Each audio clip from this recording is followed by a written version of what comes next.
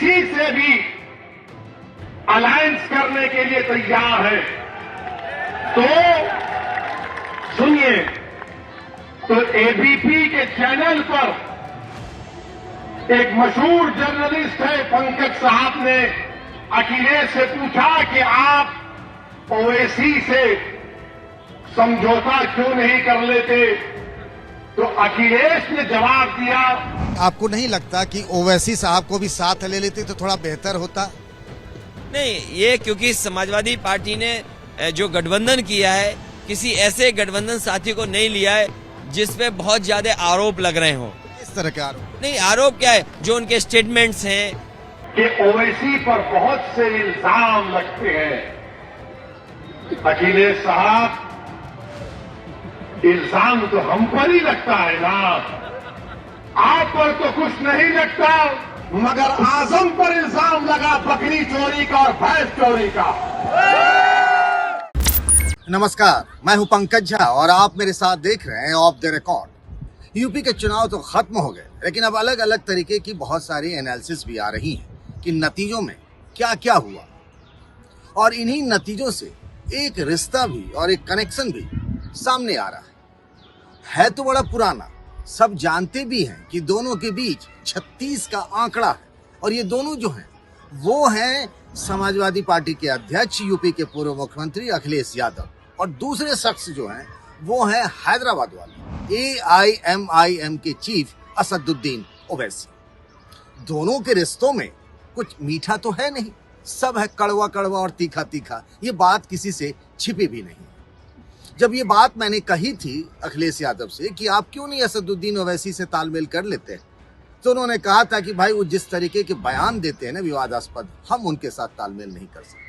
उनको लग रहा था कि ओवैसी से तालमेल करेंगे तो मुसलमान को लेने के चक्कर में हिंदू वोटर एकजुट हो जाएगा और उनको नुकसान हो जाएगा। खैर, उन्होंने ओवैसी से तालमेल नहीं किया, लेकिन फिर भी उनकी पार्टी और उनका गठबंधन चला नहीं, और यूपी में फिर से बीजेपी की सरकार बन रही है 37 सालों बाद।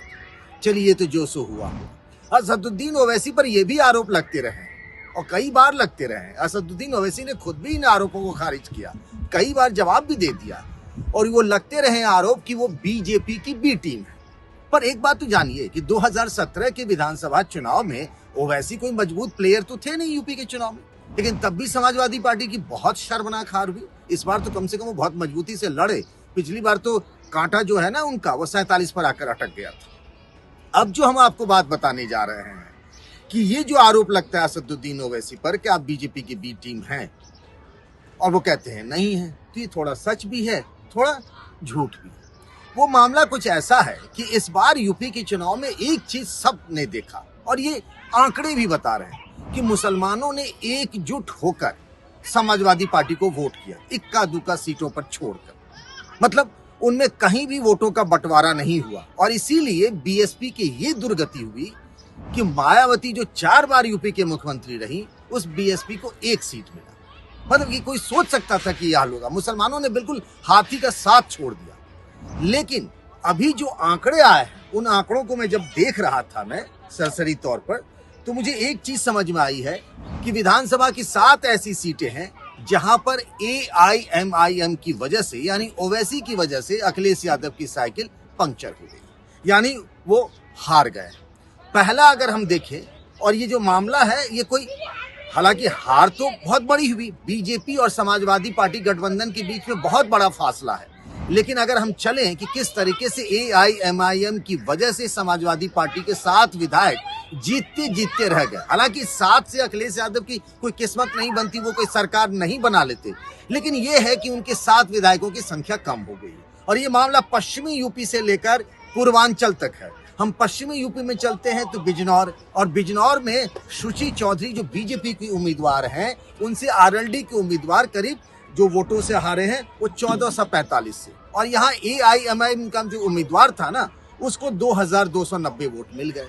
अब अगर AIMIM के उम्मीदवार को ये इतने वोट नहीं मिले होते तो शायद यहाँ पर आरएलडी का उम्मीदवार जीत गया हो। ये तो कहने की बात है। वैसे ही जौनपुर चलिए, जौनपुर में अखिलेश यादव के बड़े करीबी हैं ललई यादव, बड़े मजबूत नेता माने जाते हैं। 2017 में जब बीजेपी की प्रचंड लहर थी, तब भी ललई यादव चुनाव जीत गए थे। और इस बार वो हार गए। अब हार गए तो वो अपना ठीकरा जो है ना हार का, ये फोड़ रहे हैं AIMM का। मतलब AIMM एक बहाना हो गया समाजवादी पार्टी के लिए। अब यहाँ पर क्या हुआ कि ललई यादव को जो वोट मिला, शाहगंज विधानसभा सीट है जौनपुर की, यहाँ पर उनके खिलाफ निषाद पार्टी जो कि बीजेपी के सहयोगी दल है, उसके उम्मीदवार को 87,233 वोट मिले, जबकि समाजवादी पार्टी के ललई यादव को मिले हैं 86,514, यानी 719 वोटों से बेचारे ललई यादव, सोचिए ना, 719 वोटों से वो जीतते जीतते रह गए और हार गए।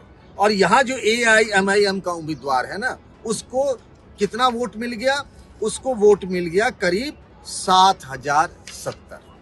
अब इतने वोट अगर ललई यादव को मिल गए होते, मोटे तौर पर वो लोग मानकर चल रहे हैं कि मुसलमानों ने AIMM को वोट दे दिया, और यही मुसलमान अगर दे दिए होते वोट किसको, ललई यादव को, तो शायद ललई यादव जीत गए होते। ऐसा ही मामला नकुर का भी, सहारनपुर। अब सहारनपुर से आप इमरान मसूद का नाम तो जानते ही होंगे, जिन्होंने मोदी को बोटी बोटी काट लेने वाली बात कही थी, बड़े विवादों में आए थे। इस बार चुनाव लड़ नहीं रहे थे, वो लड़वा रहे थे, उनको अखिलेश यादव ने टिकट नहीं दिया, और फिर भी सहारनपुर में समाजवादी पार्टी और RLD गठबंधन की हार हो गई।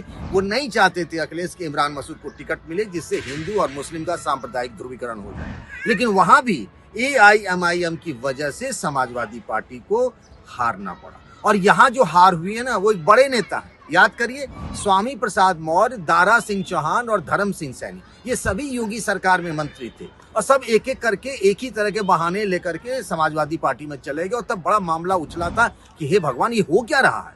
सब बीजेपी के नेता इतने बड़े बड़े जो है समाजवादी पार्टी की तरफ जा रहे हैं, और वो सब एक ही आरोप लगा रहे थे कि पिछड़े, दलित, शोषितों का वहां मान सम्मान नहीं है। तो वही धर्म सिंह सैनी इस बार बीजेपी से नहीं, समाजवादी के टिकट पर नकुर से चुनाव लड़ रहे थे।